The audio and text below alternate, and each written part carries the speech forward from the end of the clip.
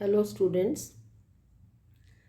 आज हम करेंगे थ्योरीज ऑफ मोटिवेशन में हर्ज़बर्ग की द्विघटक आरोग्य विचारधारा, two factors theory, hygiene theory of Herzberg. अमेरिकी व्यवहारवादी वैज्ञानिक जो कि मनोवैज्ञानिक भी हैं, फ्रेडरिक हर्ज़बर्ग एवं उनके सहयोगियों ने अभी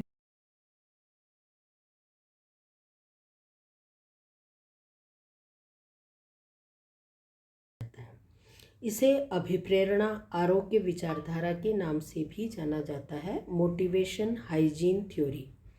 यह विचारधारा एक कंपनी के 200 कर्मचारियों, जो कि कुछ इंजीनियर्स और अकाउंटेंट्स थे, की कार्य प्रवृत्तियों के शोध से प्राप्त अनुभवों पर आधारित है। शोध के दौरान सभी 200 कर्मचारियों से 2 प्रश्न पूछे गए। पहला, क्या आप विस्तार से यह बता सकते हैं कि आपने अपने कार्य के बारे में अत्यधिक अच्छा, एक्सेप्शनली गुड, कब अनुभव किया? और दूसरा प्रश्न, क्या आप विस्तार से यह बता सकते हैं कि आपने अपने कार्य के बारे में अत्यधिक बुरा यानी कि एक्सेप्शनली बैड कब अनुभव किया? उन सब से यह भी कहा गया कि वे सब उन परिस्थितियों को भी विस्तार से बताएं जिनमें अत्यधिक अच्छा या बुरा अनुभव हुआ। हर्ज़बर्ग ने इन सभी कर्मचारियों के उत्तरों का विश्लेषण किया और पाया कि जिन कारणों या घटकों से कर्मचारियों ने अच्छा अनुभव किया, वे कारण उन कारणों या घटकों से बिल्कुल भिन्न थे जिनके कारण उन्होंने बुरा अनुभव किया। हर्ज़बर्ग ने इन्हीं सभी घटकों को 2 वर्गों में वर्गीकरण किया। उसमें पहला वर्गीकरण है आरोग्य या अनुरक्षण या पोषक तत्व। आरोग्य तत्व यानी हाइजीन फैक्टर या मेंटेनेंस फैक्टर्स कहा इन्हें, और दूसरा है अभिप्रेरक या संतोषदायी तत्व यानी मोटिवेटर्स या सेटिस्फायर्स। इसमें तालिका में आप देख सकते हैं दोनों का क्लासिफिकेशन। हाइजीन फैक्टर्स में संस्था की नीतियां आती हैं, संस्था का प्रशासन,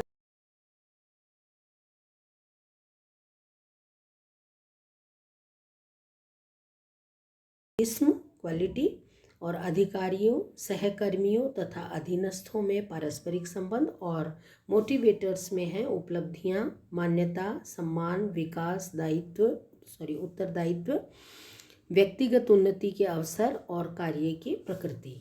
तो इनको अब हम एक बार विस्तार से देखते हैं कि हर्ज़बर्ग ने आरोग्य या पोषक घटकों में जो घटक बताए हैं, इन सभी घटकों में हम इन घटकों को क्यों इम्पोर्टेंट मानते हैं। जैसे पहला है आरोग्य या पोषक घटक, हाइजीन फैक्टर्स या मेंटेनेंस फैक्टर्स। आरोग्य या पोषक घटक संस्था के कार्य वातावरण से संबंधित घटक हैं। आपने देखा होगा जैसे संस्था की नीतियां, प्रशासन, कार्य दशाएं, पर्यवेक्षण, वेतन, कार्य सुरक्षा, ये सभी एक संस्था के कार्य वातावरण का निर्माण करते हैं। वह कार्य वातावरण अनुकूल या प्रतिकूल या अच्छा या खराब हो सकता है। हर्ज़बर्ग ने 8 आरोग्य घटकों की पहचान की है जो अभी मैंने आपको बताए। इन 8 घटकों में नीतियां, प्रशासन, कार्यदशाएं यानी कि वर्किंग कंडीशंस, कार्य में सुरक्षा, वेतन, फ्रिंज बेनिफिट्स, अनुषंगी लाभ, और सुपरविज़न की क्वालिटी, और अधिकारियों, सहकर्मियों और अधीनस्थों में आपस में पारस्परिक संबंध है। हर्ज़बर्ग का मानना है कि कर्मचारियों में संतोष स्तर बनाए रखने के लिए संस्था के कार्य वातावरण में इन घटकों की उपस्थिति अनिवार्य है। वो कहते हैं कि हाइजीन फैक्टर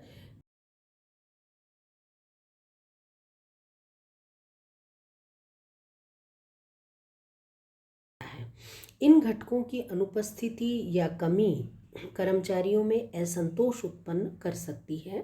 अतः कर्मचारियों में असंतोष नहीं पनपने देने हेतु संस्था के कार्य वातावरण में इन घटकों का विद्यमान होना अनिवार्य है। यदि ये घटक यानी ये सभी या इनमें से अधिकांश अनुकूल हैं या गुड क्वालिटी के हैं, संस्था की नीतियाँ, प्रशासन आदि फेवरेबल हैं, तो एक व्यक्ति असंतुष्ट होने से एक व्यक्ति को बचाया जा सकता है, इसलिए ये अनिवार्य है। गेलरमैन ने इसी संदर्भ में ठीक ही कहा है कि आरोग्य घटक अच्छी प्रेरणा के लिए आवश्यक हैं, किंतु ये स्वयं अभिप्रेरित नहीं करते हैं। आपको इस बारे में हमें ध्यान देना है कि ये घटक अभिप्रेरित नहीं कर रहे हैं, ये बेसिक हैं असंतुष्ट होने से रोकने के लिए। इसीलिए गेलरमैन ने ये कहा है, वस्तुतः ये घटक अभिप्रेरणा नहीं देते बल्कि अभिप्रेरणा का पोषण करते हैं, उसे मेंटेन रखने में रूट का काम करते हैं, इसलिए इन्हें पोषक घटक या मेंटेनेंस फैक्टर भी कहा जाता है। आगे हर्जबर्ग कहते हैं, दूसरा श्रेणी इन्होंने जो बनाई है, 2 कैटेगरी, वो दूसरी कैटेगरी है मोटिवेटर्स की, यानी अभिप्रेरक घटक या सेटिस्फायर्स यानी संतोषप्रद घटक या तत्व। अभिप्रेरक या संतोषदायी तत्व वे हैं जो कर्मचारियों को संतोष प्रदान करते हैं।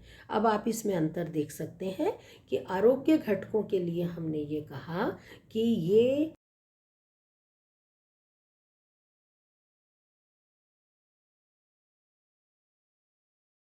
को सामान्य रखते हैं, वातावरण को संस्था के वातावरण को अनुकूल रखते हैं, जिस वजह से व्यक्ति को संतुष्ट होने के लिए एक बेस दिया जा सके। जबकि मोटिवेटर्स जो हैं वो जैसे उपलब्धियां हैं, मान्यता, सम्मान, विकास, उत्तरदायित्व और व्यक्ति के उन्नति के अवसर और उनको जो कार्य दिया गया है उसकी जॉब नेचर, ये सब इस तरह के घटक हैं जिनसे कि व्यक्ति को संतोष मिलता है। अतः ऐसे घटक कर्मचारियों को अभिप्रेरित करते हैं। हर्जबर्ग ने इन 6 घटकों की पहचान की है जो मैंने अभी आपको बताए, जैसे उपलब्धियां यानी अचीवमेंट्स, मान्यता या सम्मान यानी रिकॉग्निशन एंड रेस्पेक्ट, रिस्पॉन्सिबिलिटी उत्तरदायित्व यानी लाइबिलिटीज, विकास डेवलपमेंट व्यक्तिगत उन्नति, उसका पर्सनल प्रमोशंस एंड कार्य की प्रकृति यानी कि वर्क नेचर, जिस तरह का कार्य दिया गया। यदि संस्था में ये घटक पर्याप्त मात्रा में उत्पन्न रहते हैं और इनमें वृद्धि होती है तो कर्मचारियों की संतुष्टि में भी वृद्धि होती है, फलतः कर्मचारी अभिप्रेरित होते हैं।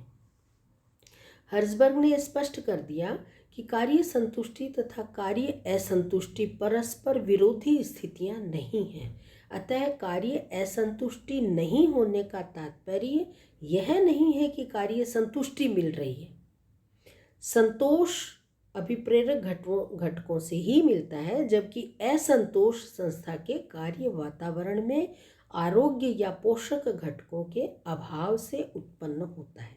यानी हम यदि आरोग्य या पोषक घटकों को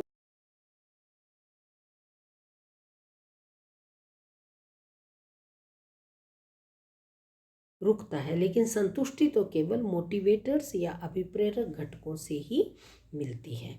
और एक बार आरोग्य घटक दिए जाने अत्यंत आवश्यक है, उनके बिना यदि हम डायरेक्ट मोटिवेटर्स देते हैं तो हो सकता है कि उनका लाभ न मिले। इसलिए हर्जबर्ग ने प्रथमतः आरोग्य या पोषक घटकों के माध्यम से वातावरण को न्यूट्रलाइज करने के लिए जोर दिया है। संस्था के वातावरण को न्यूट्रलाइज करके उसके बाद ही तो आरोग्य घटक एक तरह से मेडिसिन है और मोटिवेटर्स जो हैं वो टॉनिक्स हैं। इसलिए हर्जबर्ग ने सुझाव दिया कि संस्था के कार्य वातावरण में पर्याप्त मात्रा में आरोग्य या पोषक घटक बनाए रखना चाहिए ताकि असंतोष उत्पन्न ही ना हो। इसी प्रकार प्रबंधकों को संस्था के भीतर अभिप्रेरक या संतोषदायी घटक भी पर्याप्त मात्रा में उपलब्ध करने चाहिए ताकि कर्मचारी संतुष्ट एवं अभिप्रेरित हों। आगे हर्जबर्ग की इस विचारधारा का बड़ा योगदान रहा, क्योंकि यह विचारधारा अभिप्रेरण के समस्त घटकों को 2 मुख्य बेसिक घटक और मोटिवेटर्स दो में डिवाइड करती है। इससे जॉब एनरिचमेंट भी होता है और ह्यूमन हाइजीन फैक्टर्स की वजह से संस्था के हाइजीन वातावरण जो है वो स्वास्थ्य संस्था का अच्छा और अनुकूल बना रहता है। लेकिन इस विचारधारा की भी कुछ सीमाएं हैं कि ये केवल 200 व्यक्तियों के ही शोध के आधार पे हुआ है। इसको जनरलाइज करना जो है वो उचित नहीं लगता है। ऐसी इसके प्रतिक्रियाएं इस